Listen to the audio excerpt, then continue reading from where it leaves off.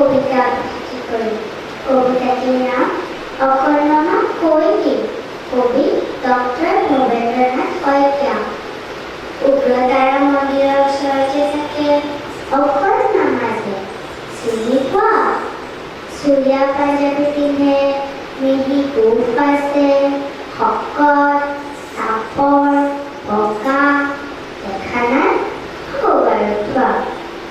৮০ দিন হ'ল অকৰ্ণমাই মোক দৰঙা মেলাৰ পৰা চুৱেটাৰ এটা আনি দিলে। ভুটীয়া মানুহে দুটা, বৰ ভাল। ৰং কিনো বেছ ভাল লাগে। চেপা মৰা বস্তু মই বৰ বেয়া পাওঁ। সেইবোৰ বস্তু সদায় পিন্ধাটো স্বাস্থ্যৰ কাৰণেও বেয়া চাগে। অনাৰ দিনাখনৰ পৰাই একেটা চিন্তা।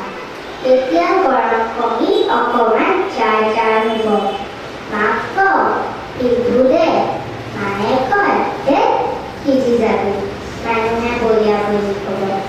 মায়ে সেইদিনা ক'লে পূজাৰ পাছত জাৰ কৰে, তেতিয়া পিন্ধিবি। তাৰ মানে অক্টোবৰ। হ'ব বাৰু থাকো বাচ্চাই।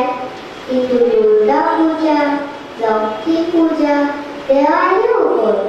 পেটবোৰ ঘূৰি আছে, বিচনী চলিছে। জাৰ বোলা বস্তুটোৰ খবৰেই নাই। সেই দুটা পাৰ পাই এদিন দেখিলোঁ মাৰ গাত বিচনা চাদৰ। তাৰ মানে জাৰ। এইবাৰ ৰক্ষা নাই।